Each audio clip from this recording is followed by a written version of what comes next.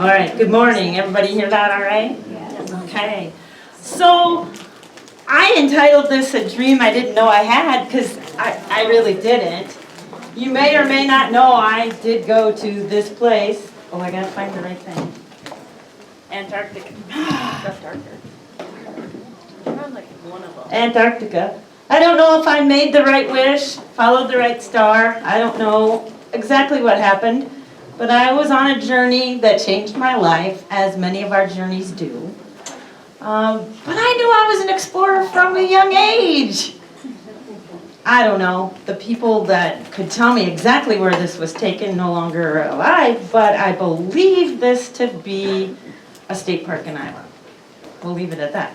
And since she did call me the big sister, here we are on some of our explorations as younger children. We grew up on a farm, I like to say the best of both worlds. It was the edge of a town, and we were within a mile of the Wapsipinicon River, and we had Sweet Marsh in our background as well. And Dad loved to fish, so our annual vacation was to Canada. And she and I would sometimes say, okay, enough fishing. Dad, we're going to take the canoe out today, and this is us exploring on an island in Canada. I believe I passed this trait on to my own children. These three are my world. On the right is Erica. She, the right. The left. Okay, that one on the far left is my oldest, Erica. She turned 29 this week. She is a family service worker. Austin in the middle is in his 4th year of teaching. And Megan on the right is in her 3rd year of teaching. This is some of their exploits. I will point out Megan's because if you don't know that flag, does anybody know where she was? Yep, she was on top of Mount Fuji. I've always been enamored with the golden rectangle. As a child, we would have those in our home. And when I say I looked at them, I looked at them. I didn't read them back then. But the pictures were gorgeous. And at some point in my educational career, as Dawn said, I've done a lot of different things. With Talented and Gifted, I started using National Geographic for a lot of my work because I feel strongly that kids need to know their own sense of place. In an interview one time, I was asked, where would I take kids on a trip? Their backyard. I said, you know, local places. And the people said, well, we said money was no big deal. And I said, I don't care if they don't know their home. If they can't understand right here where they live, they're probably not going to appreciate where they go. So we spend a lot of time learning about our local area, which is currently Waterloo, where I teach. I've done the GeoBee in the past. Kids love that, learning about geography. Once we learn about local, we make it bigger. No longer does National Geographic do GeoBee since the pandemic, and it sounds like they're not going back to it. But they have a program called the Geo Challenge, and that's my kids there on your right. They won the competition in Iowa the first year it was held, and the Geo Challenge basically has kids, the theme was, how are you going to affect plastic pollution in the ocean? And my students got to thinking, and what they did was we have over 500 kids in our elementary building, and every day we get a spork packet with the plastic straw, a plastic spork, a napkin, wrapped in plastic. And they're like, this is ridiculous. We go through 500 of these a day for what? So they went through the proper channels, and we got to use silverware until the pandemic. But yeah, they made a difference, and because of that, they were honored, and we got to fly to Washington, D.C. and participate in the national competition. Those things, plus this opportunity, I've written a few REAP, Conservation Education Programs, CEP, it was talked about last night at the annual meeting, projects to take educators on traveling tours. One of them came here, and we did Lewis and Clark and the Les Hills, but my idea is to take teachers, educators, so far it's mostly been teachers. I think one naturalist has gone, come on, if I get funded this year, we're going to go do mussels and coal mining in Iowa and the environmental repercussions. But anyway, it's a 2-day tour where teachers get to learn natural and cultural history, or educators such as yourself, and bring that back and use it in your settings. Learn from experts. But I caught the attention of a fella who said, hey, you like to travel. I'm going to nominate you as a Grosvenor Teacher Fellow. And I said, huh? What's that? And I truly did not know. And he said, well, all the work you've done with National Geographic, all the things that you do to help teachers and students be better stewards of our earth, you're the type of teacher they're looking for. And I am a National Geographic certified educator, which is a pre-step, which I'll explain later. But he nominated me, and he said, where do you want to go? I said, I don't know. And so when you fill out the application, I think the year I filled it out, there were 13 places I could go. I'm a turtle lover, so I said Galapagos Islands, that's my first choice. And I couldn't decide on my other two choices, and I thought, well, maybe I should go see polar bears, that'd be cool. And my youngest, you know how when you know you've raised a wise one, oh wait, some of you have not raised children yet, sorry. But when you know you've raised a wise one, that's my youngest. She said to me, Mom, she likes the beaches, if you can't tell, she's student taught in Hawaii. She said to me, I think you should go to Antarctica, put that as a choice.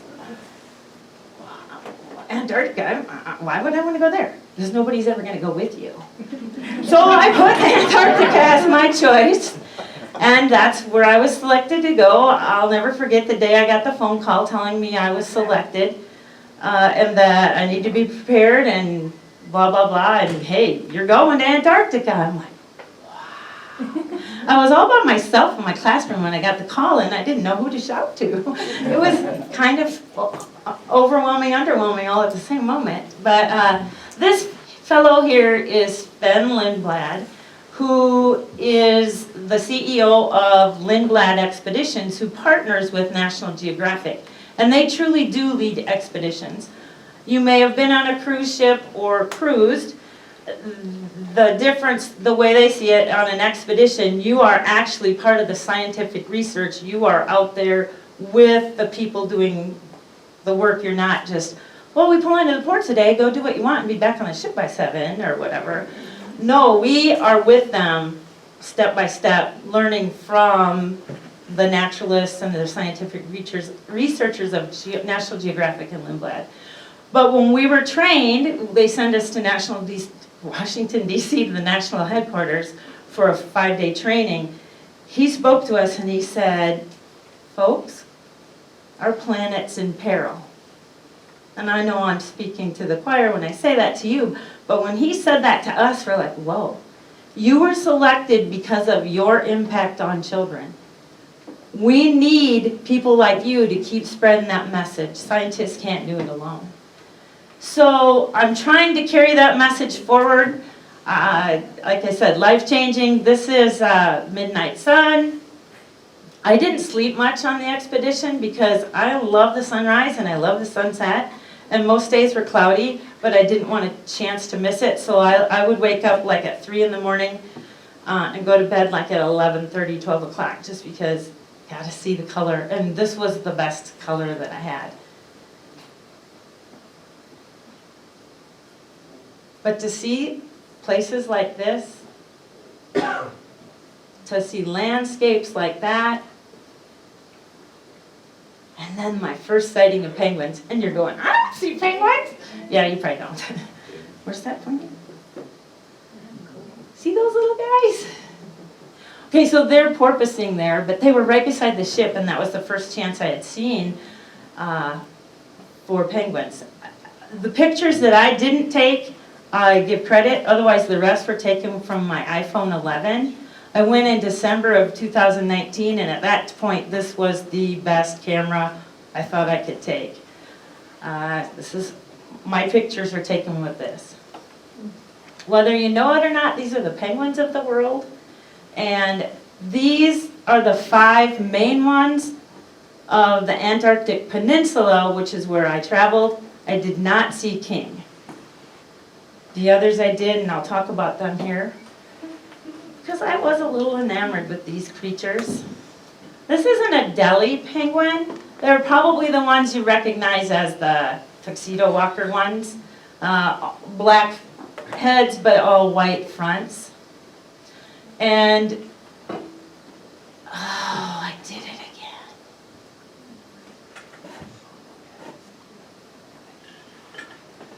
Just a little quick show of how they move. They either waddle or they porpoise in the water or on land. Yeah, they're pretty entertaining. Here's one coming up out of the Southern Ocean onto the island we were visiting that day. That island had 200,000 penguins. I'm going to try to give you a feeling for what it's like to be near 200,000 penguins. Lindblad Expeditions is really trying to minimize the impact that people have when they visit Antarctica. And so there were no plastics on our boat, our ship. And we also were told we had to maintain a safe 15-foot distance from the penguins. And then before we departed, we get to take these Zodiacs, and I'll show you a picture of them later, but this is a little model of the Zodiac. Usually 10 to 15 people could ride in these at a time. And there were like 120, I think, of us on our ship. So several Zodiacs go out at a time. Some islands, you can only have a certain number of people on at a time. So we would have to go in shifts. But they told us before we embarked, they said, you won't be able to maintain your 15-foot distance. Just don't touch. And that is really hard to not do.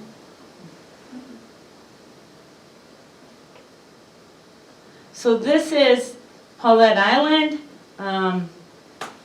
which was used, I think it was 1912, but I'm not positive the year they built this structure. A ship got stranded there and people spent their winter there. They killed over 1,000 penguins to survive, but they did survive the winter. But I mean, I'm taking these pictures with my cell phone. This is a skua, which is a bird that loves to eat penguin eggs. And hopefully you can see all the nesting penguins there. I was there in Antarctica, December 1st through 6th. Hopefully you see that little egg. And the eggs had not hatched yet. So I did not get to see the young.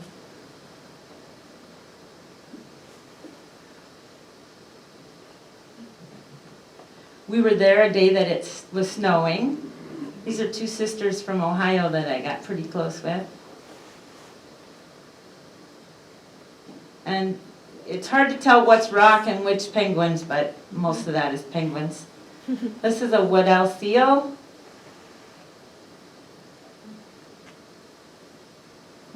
Again. And I'm an elementary teacher, so I took all these fun little things. The Gumby wasn't mine, but we staged them all together because the penguin was just falling right in line with us. I mean, and they walk right beside us. Penguin tracks.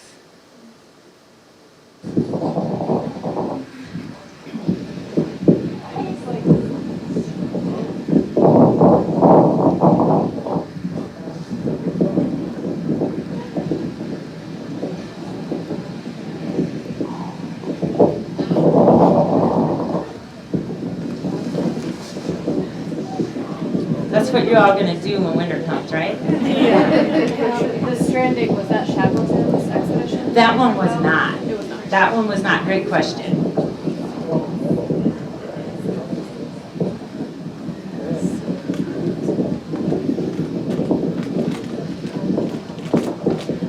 They were on further north islands by the time they got stranded. That's a whole story. Have you read it?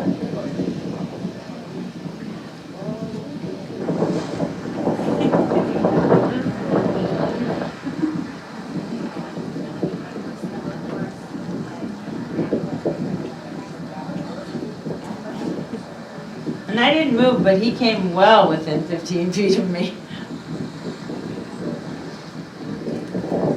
But you'll see there's two groups of people. I go.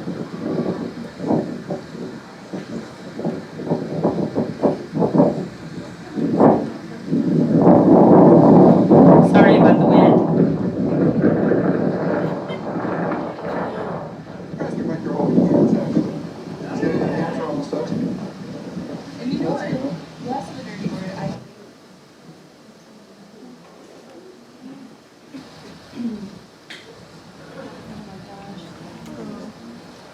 That's the porpoising.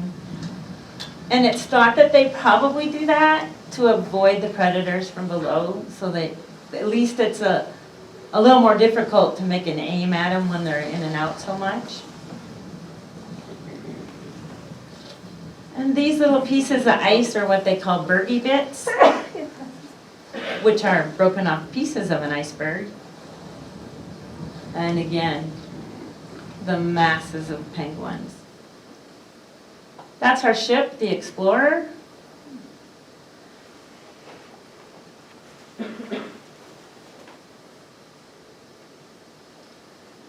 And again, just you walk right beside them. They're right there sitting on their nests.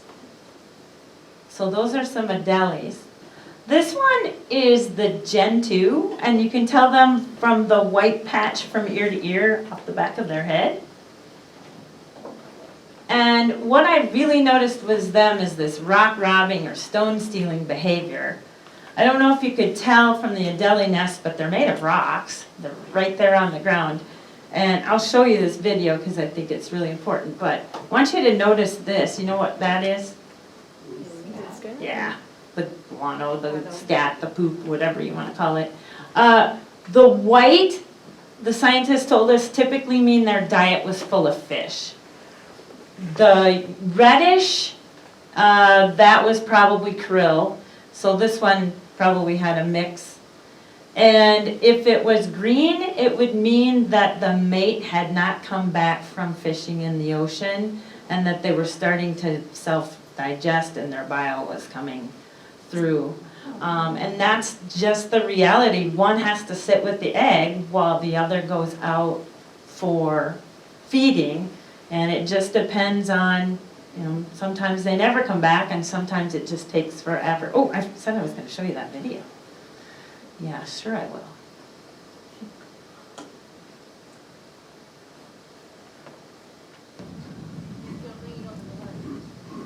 So they want to make the best nest possible, you know, and so here was a mate putting a rock on that nest here. This guy, now watch what he does.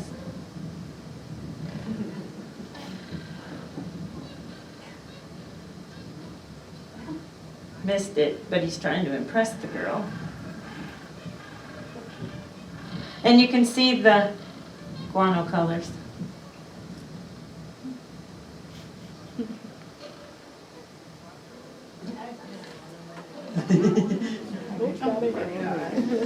And they do this all day long, steal and rob from one another. I could stand and watch it forever.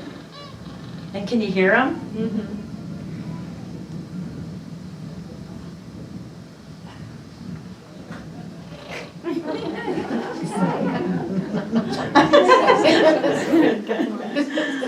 Oh, shoot.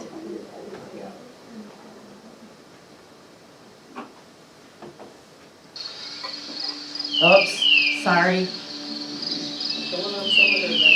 Yeah, we are. I wonder where that was taking us. Okay, so more Gen 2, but does anybody notice anything different in this picture about one of the penguins? What? This one? Yeah. Leucistic. All white. No coloration.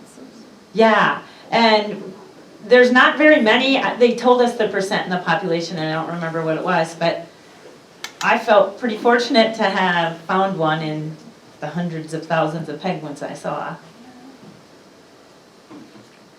Perhaps one of my favorite was the chin strap, and you can probably see where that gets its name. And the more colorations of guano.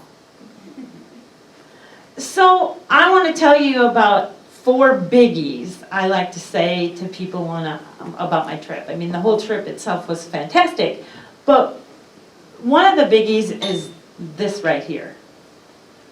Now, a really cool thing about Lindblad Expeditions is they feel that everybody's part of their research in a sense that, you know, they want you to be involved and understand why the ship is making the trip where they're going.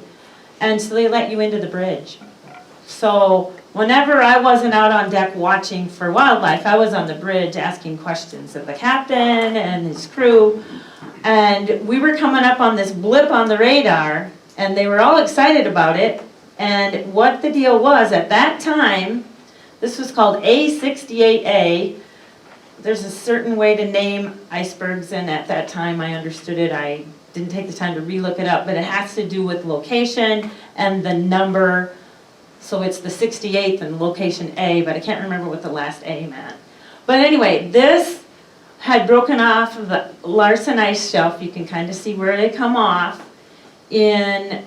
We were there in December of 2019, and I believe it had fallen off in June or July. And it was slowly moving north on the east side of the Antarctic Peninsula. And I do have a map up here if you want to come see that later. But the idea that it was blocking, you see how the sea ice is kind of breaking up? Because we were there in late spring.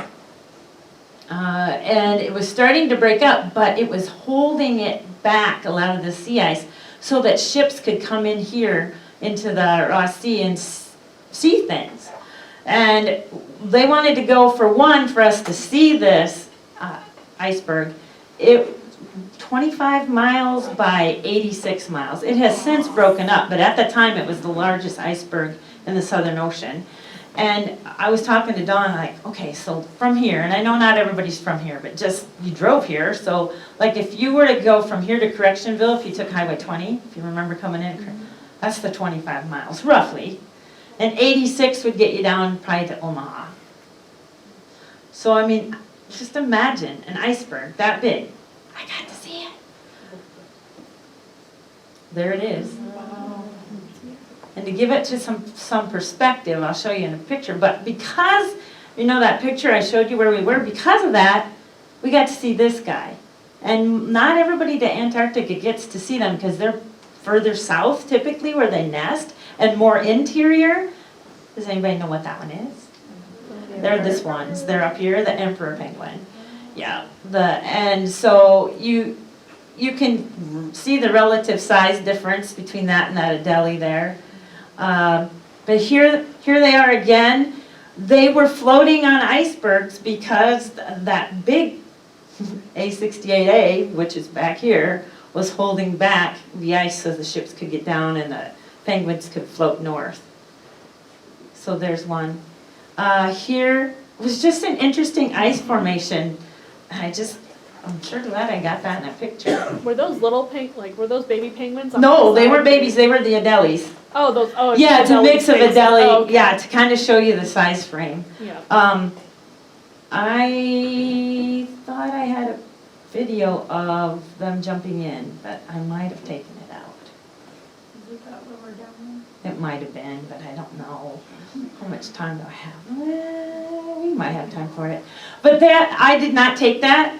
A fellow guest, people can share photos, and then at the end they give us a flash drive of everybody's shared photos. And you know, there was people with all sorts of good cameras. Well, so there you can see the A68 towering. I forget how tall it is. That's terrible. I should have written that down. But it's huge. It has since broken up, but it was a phenomenal sight. It took us over 3 hours to travel along it. We basically went the whole length of it to see it. Another biggie, and I did not get a good picture with my camera, is the wandering albatross. And 10-foot wingspan, which for my elementary students, I have this little string, and I know you can't probably see it in the dark, and you're sure welcome to come later, but here's 0 foot. Here's a crow at 3 foot, and a petrel, Cape Petrel, I'll show you those. Here's that skua, 4.5 feet. That's the one that eats the penguin eggs. Here's our bald eagle. Here's the skua way over here, 10 feet. I mean, the albatross, yeah, thank you. She's, yeah. So Doug was a National Geographic, naturalist, birder, ornithologist on our trip.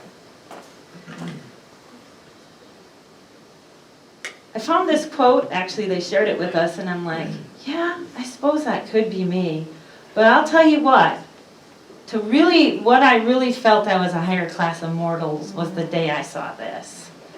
So I don't know how much you know about traveling to Antarctica, but it's a 2-day trip through what's called the Drake Passage, which is typically thought of as the harshest, most rough seas in our whole planet.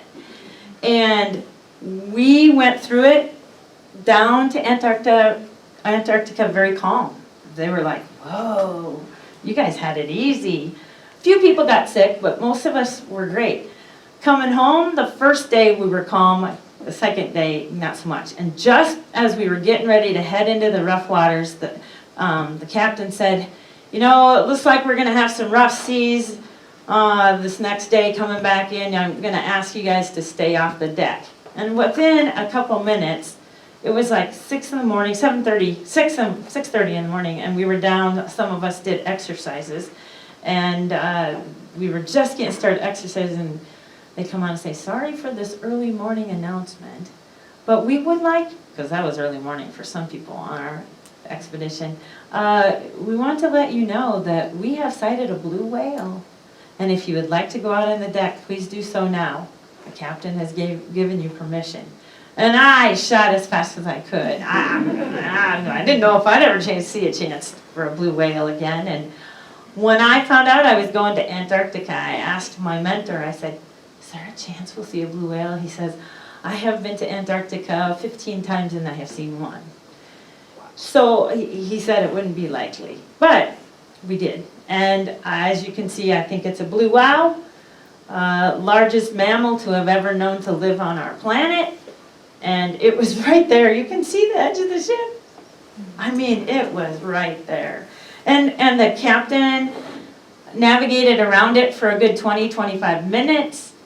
And this is one of my videos of it. See this little slightly aqua color right there? Thank you. He's just chuckling away, teasing us.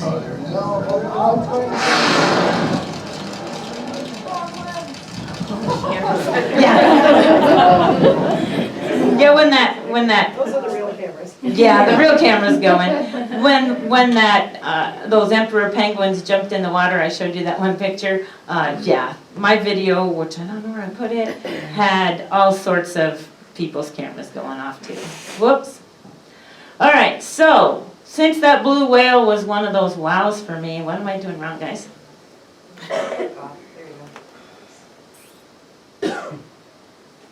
I have a student who really needs a lot of hands-on projects, and I said, hey, Wyatt, want to help me do a project? Yeah. This was in February then, after I had returned in December. Actually, no, it was January. We had a fairly fresh snow. I said, let's go make a blue whale. So we did. Once upon a time, it was in like, I think, Project Wild? It was in what? I mean, Project Wild Aquatic. Okay, one of those. So I found the plans on how to lay out a grid. We made it, and our district photographer came and took a picture of it from the roof of our building. And then I grabbed a group of second graders. I can't remember now, but I think there was probably 25 of them, we'll just say. They barely fit in the tail. I mean, just the one part. So just for us to understand size, and then it's something that I shared at school. And a lot of kids got to go out and see the blue whale before the next snow. And we did one out here when I did a presentation here February of 2020, right before the pandemic. Yeah.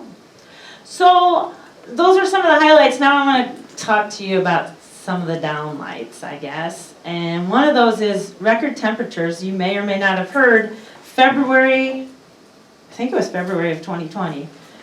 I know it was 2020, but it might have been March. Record temperatures, which would have been summer there, 64.9 degrees in the peninsula. And I don't remember how far south that was, and I only got to 65 degrees south. I kept thinking, come on, get me to the Arctic Circle, come on, come on. But the ship didn't get us there. But record temperatures, look at this. I mean, it was, when I was there in late spring, it was 25 to 41 degrees. And this day I was hiking, I took my parka off. They want us to keep the parkas on, 1 for visibility and 2 for keeping our group, so they, well, I guess it's mostly visibility, but to keep us warm too. But it got really hot that day. Upon my return, I was paired with a scientist who's studying Antarctica and climate change out of Columbia University in New York. And she Zoomed with my class a couple times, and she put these maps together. The intensity of change of ice melting gets higher the darker the color. So as you can see in 2013, or maybe you can't see that number, but that's this one. It's how intense on the western side. And I only got to right in here. But compared to 2004, there is really hardly any of the real dark color to compare that with. Just kind of showing you what's going on with climate change. And who is it affecting? Right now, it's mostly affecting the Adelie and the, excuse me, I'm thinking, chin strap. The statistic that was reported recently was for every Adelie and shin strap loss, like every 2, one of each, we gain a Gen 2. Because evidently the Gen 2 are a little bit more flexible in their foraging and they're able to adapt. But what's going on is Adelies are very connected to the ice, and that ice, if it's melting too fast, there's not enough ice for their protection, for 1, and for 2, the shelter for their prey. And do you know what Adelies mostly eat? I mean, they do eat fish, we saw that, but I said it once, but you might not have. Krill? Krill. And so we're going to talk about krill for a little bit. So we're losing Adelies, and actually, this is November, National Geographic.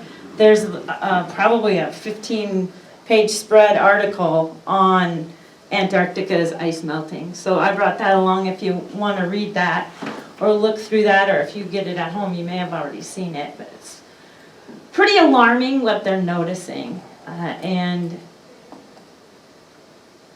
because of that, I just put those words on there because I have a tough time saying it, but it's raining in Antarctica in the summer now. It hardly ever used to rain in Antarctica in the summer.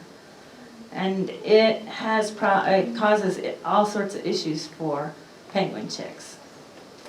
Their feathers can't form properly, and so they're not able to swim.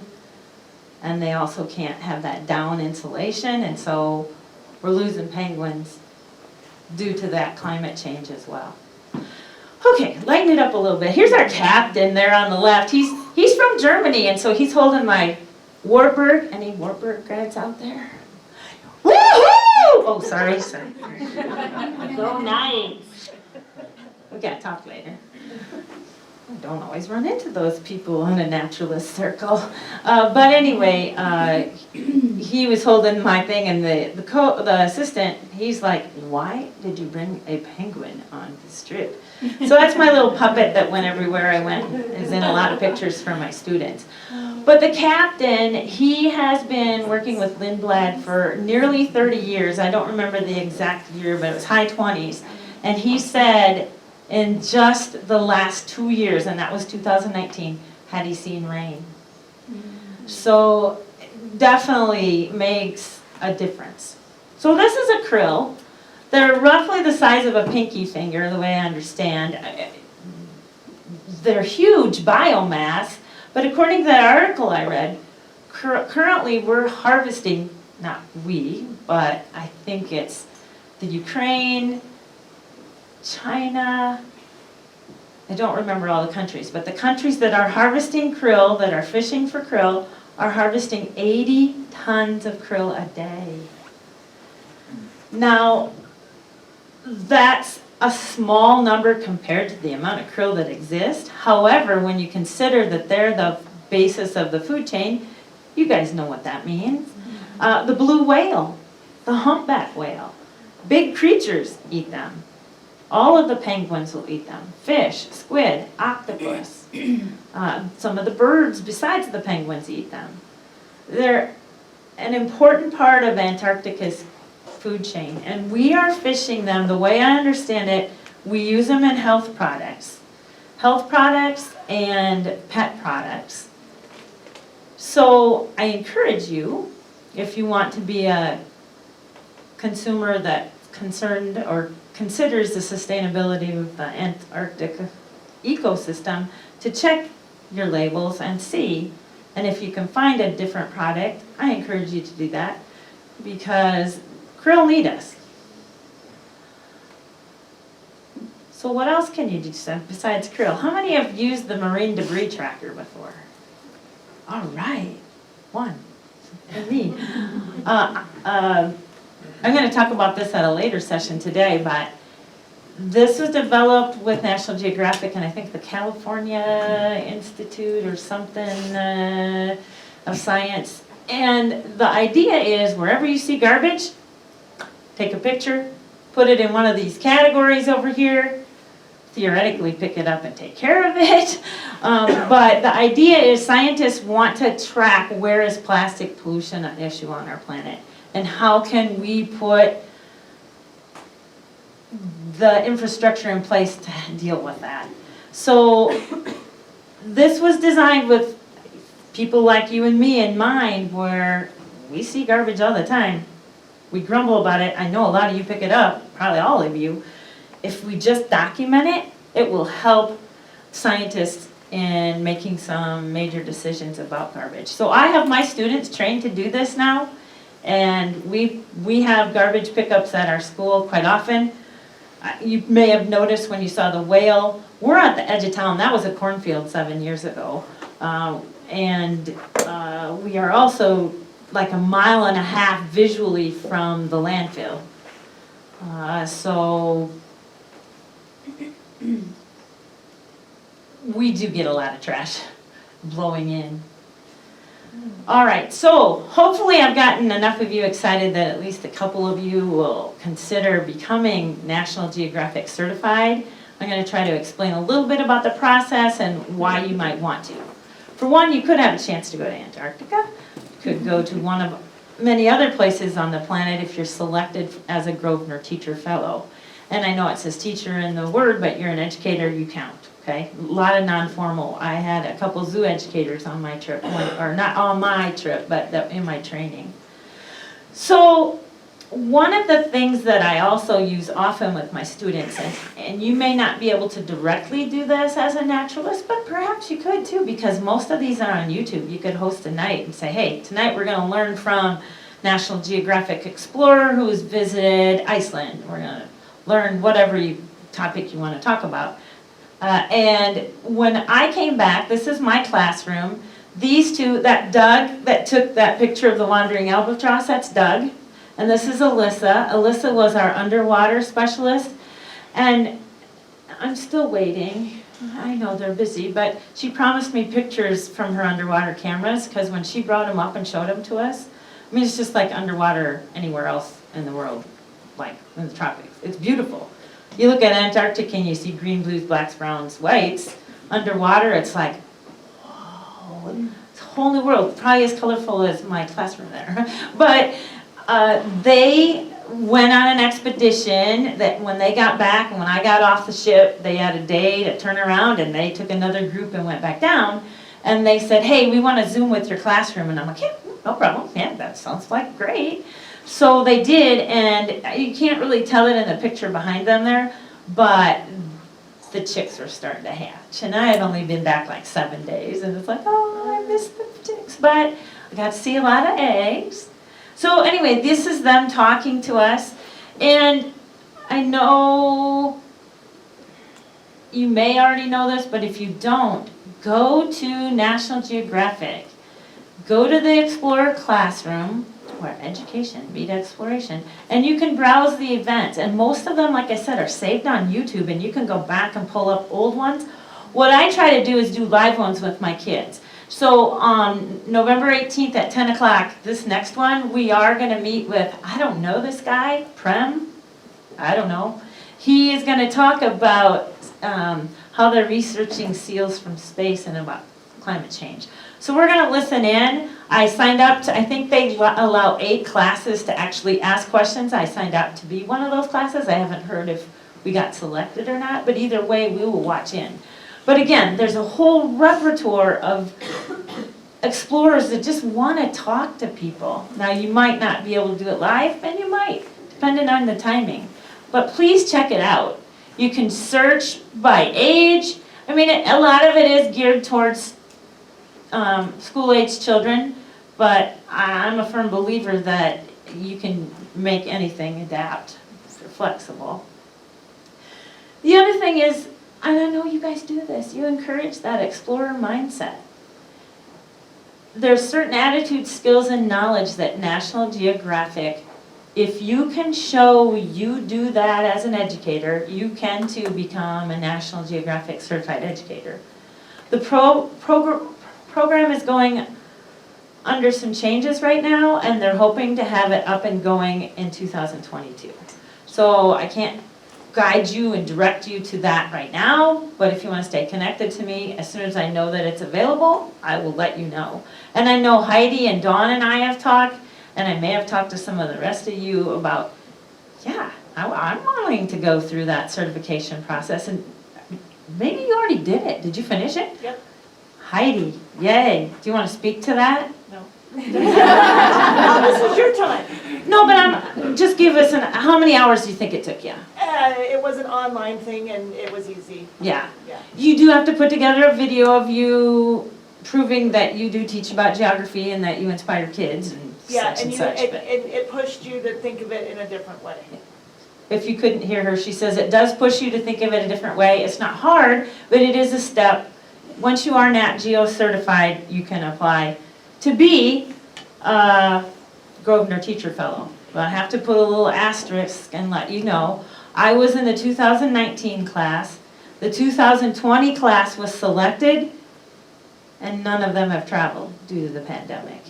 Antarctica just opened again to expeditions and cruises within the last month or so. Scientists have been going down there prior to that, but there was a time where nobody except those that live at the research bases were going down there. So none of the other trips for the 2020 Grosvenor Teacher Fellows have gone yet. So I don't know when the project's going to start up again, but I've been assured that it is. It's a funded program by Gil Grosvenor, who was one of the founders of National Geographic.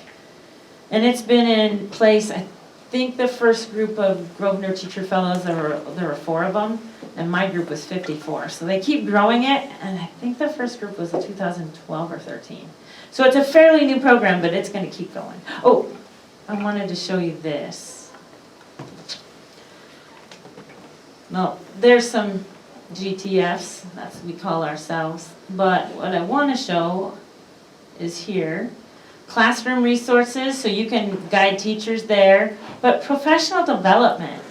The online courses are amazing. I've taken all of them now except I think 2, and they're free. They're free, and they're National Geographic. They're amazing. And I have been the teaching assistant for 2 of the courses now over the last 2 years, or a year and a half, I guess.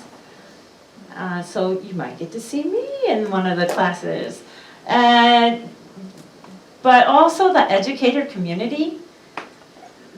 It's strongly Facebook, so if you're not a Facebook user, you might not find it fascinating, but the information is amazing. They also have a presence on Instagram and Twitter. There's grants out there. I started filling one out once and I did not complete it, so I can't really speak to that, but it is available for those of you guys that want to give it a shot. So please use National Geographic. They are an amazing resource for all of us. So why do you want to go? Again, you get to go right on the bridge. Ask questions of the people. You learn about the explorers before. And I heard Kara ask about Shackleton. If you don't know his story, he was an explorer. He wanted to make the South Pole, and he didn't. He was beat by Amundsen and No, that's Scott. Scott and Scott was beat by Peary. Amundsen. Yeah. Well, they were like within days of one another, but They were a month apart. a month? Okay, yeah. So they were down there. So he knew that goal was out. So his next goal was to try to go from the east side of Antarctica all over to the west. And their ship got caught in the ice and never even made it to Antarctica and slowly traveled north.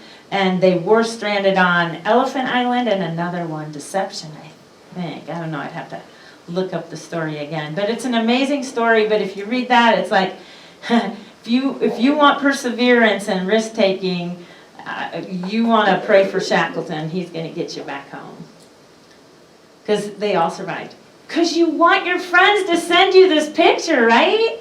From Snapchat and say, look, you were in the ocean down in Antarctica. Okay. Yeah, maybe you don't want that, but it was kind of cool. You want to see things like Cape Petrels, any type of wildlife. But these are the ones that are about the size of a crow. And they're flying around the ship, looking for whatever the ship has, churned up in its passing. The southern giant petrel. Javier took that one. He was my mentor. Orcas. You might get to catch them spy hopping, trying to catch the penguins or the seals.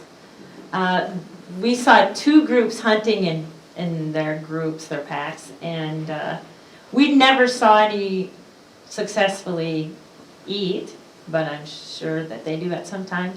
Discoveries that you make along the way. Penguins, did I mention penguins? Leopard seal? We watched a couple of leopard seals and the penguins watching them, obviously. Leopard seals are the top predator. That's probably my closest picture I got of one. I mean, he was coming right at the boat, or the, what do you call these, zodiacs. I was a little unnerved, like, oh my gosh, that's a leopard seal. Big predator. Oh, come on.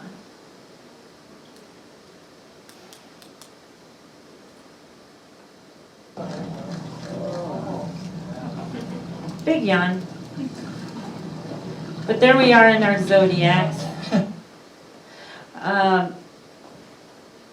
When they see a leopard seal, they're all on their walkies to each other. Hey, da-da-da, and they're using code, so we're like, where are we going? What are we going to do? But when you show up, you're like, oh my goodness. And there's just a shot of how many of the little zodiacs got up close to this one. Was just happy and content, letting us. There's a birdie bit, a small piece of iceberg, usually 15 feet or smaller. And just the amazing ice landscapes.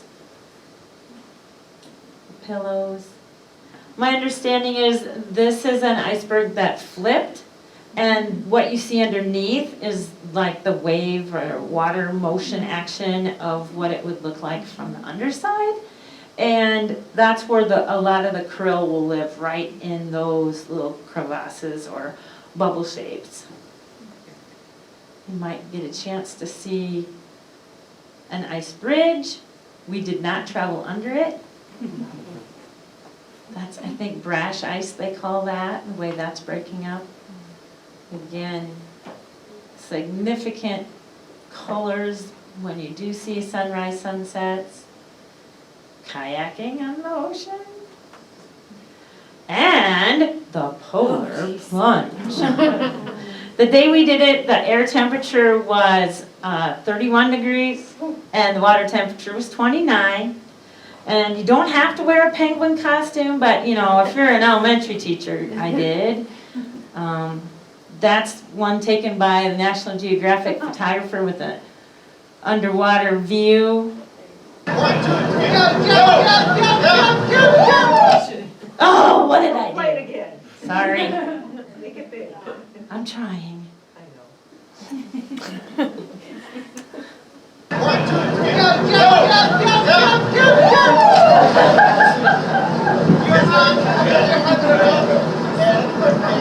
You're not in the water very long. You are not plunging for very long, but it certainly is a memorable experience. And when you come out, they have some sort of Swedish drink for you, a patch, and a blanket. Of course, most people were in their bathing suits, so I needed to get my costume off because it was just drenched. And then you might get a chance to visit. This is the only time we actually are on the continent, and this is called Browns Bluff, and it's a volcanic area that it's fairly unique. If the way I understand it is the volcano came up through a glacier and has a lot of these brown colored rocks, and this rock was taller than me. I have a picture of me standing in front of it, but any geocachers out there? I know there's one because you signed the log up there and I did too yesterday. All right. Browns Bluff is an earth cache. If you don't know what an earth cache is, they're the type of caches that you answer some questions about geology, and I got a new continent on my souvenir. That's what this thing is over here. So anyway, just the fun little exciting things. You meet new friends. This is Javier, my mentor that I'd mentioned, and Lucho was he's in charge of the activities. He decides when we get to get off the island and get on the Zodiac, or off the ship and on the Zodiacs and go visit the places on the island. An amazing, they're a couple, and they are actually on their way to Antarctica right now. I talked with Javier 2 days ago, and I said, how close are you? Because they had to be in quarantine for, I think, 14 days before they actually let them get on. And he thought he would be heading to Antarctica tomorrow, I think is the day. They're heading back there. Yeah. And you get a cool parka. And hat. But anyway, I can't say enough of the opportunity that I was given by National Geographic.